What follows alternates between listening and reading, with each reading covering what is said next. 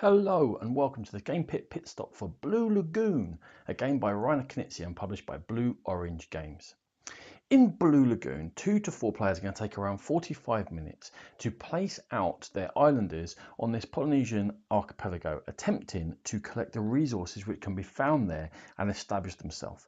The game is played over two phases. In the first phase, which is the exploration phase, players take a turn one at a time to place one of their pieces on the board. Now they can place their settlers, they come two-sided counters, meaning you can place with a boat anywhere in the sea during this phase, just pop up anywhere you like. And then you can use the other side if you wish to once it comes back round to you again to place anywhere on land. If you place on a stone circle, it would have been randomly seeded with either one of the 4 resources in the game or one of these statues, and you can collect it. The last piece you can play on your turn is your village. Now you don't want to put your village on a stone circle because it will disappear before the second half, and that's a bad thing. But you can put it anywhere on the land, and that's going to be the basis of your play when we go into the second half of the game. Once either all the statues and resources have been collected from the board, or all the players have played all their pieces, then we're going to do a half-time scoring.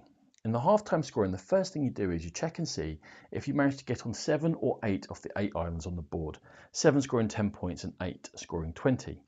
Then you check your longest continuous line of settlers, and you're going to score 5 points per island they're on. Each of the islands have got a certain number of points they're going to give to whoever's got the majority on there. You're then going to check your resources. For collecting sets of 2, 3 or 4 of the same resource, you're going to score points. And also there's a one-off bonus if you've managed to collect one of each of the resources, like that. Statues score slightly differently. They're always worth 4 points each.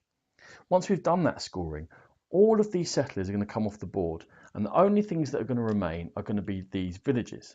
And in the second half, you're going to be building exclusively from the villages that you've set.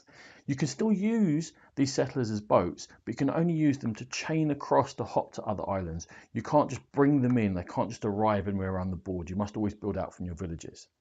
Again, the board will have been randomly seeded with all of these that go back in the bag and come back out again. And once they're all gone, all the statues and resources, or everyone's placed all their pieces, we're going to do exactly the same scoring again for the islands you're on, for the chain, for the majorities in islands, for the resources you've collected and the statues you've collected. And whoever scores the most points after that is going to be the winner of Blue Lagoon.